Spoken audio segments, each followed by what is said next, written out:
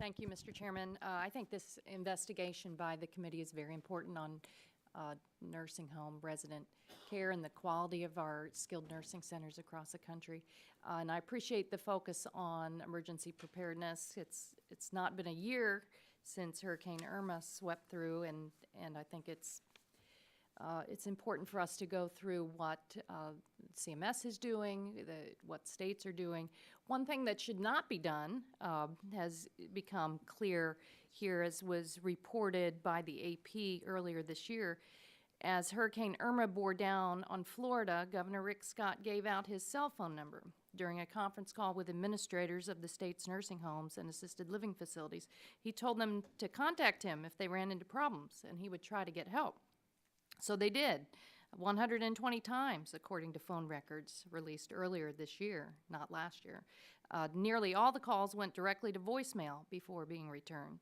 The Associated Press reached 29 of the callers and found that in numerous cases the governor's offer to personally intervene may have slowed efforts to get help and fostered unrealistic and potentially dangerous expectations that Scott could resolve problems.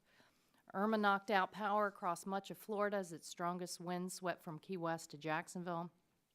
So most of the skilled nursing centers asked for a restoration of electricity, but Florida is served by private electric companies and municipal utilities, and none are directed by the state. So the governor's office could only request that particular nursing homes be given priority.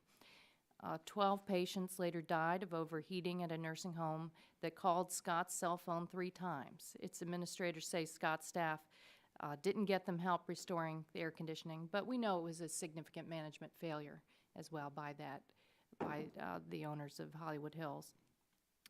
This cannot be the answer for emergency preparedness.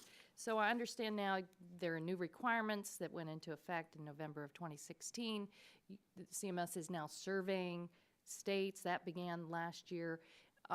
What have we found? Are the states following through? I'll let you begin, Doctor.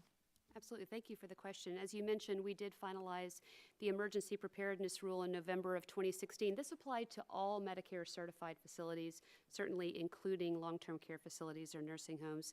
We began verifying that compliance in November of 2017. So far, we have surveyed about 75% of facilities. We anticipate we will have surveyed across the country 100% of facilities by February of 2019. As you noted, there is a need for proper communication systems when there is a disaster. And one of the components of the emergency preparedness rule that facilities are now required to adhere to is to develop and maintain communication systems to contact appropriate staff. So are you finding now in the surveys that they are adhering to the new requirements? So we are finding currently that there have been some providers that have been cited for noncompliance, so we are working with them to bring them into compliance rapidly. That is an area that they are required to adhere to. Currently, we are not finding that that is one of the most commonly cited deficiencies, but it is something that we are surveying for actively. Thank you. States have a critical role here, and I'm concerned with certain states not following through with requirements. For instance, OIG's audits have found that some states fell short in investigating the most serious complaints in nursing homes. Ms. Durrell, what are the nature of these complaints, and what should we expect the states to do in response? The complaints ran across the board, and then half of them were associated with high priority or immediate jeopardy, so serious complaints. And so I think the issue at hand is that states have to be held accountable.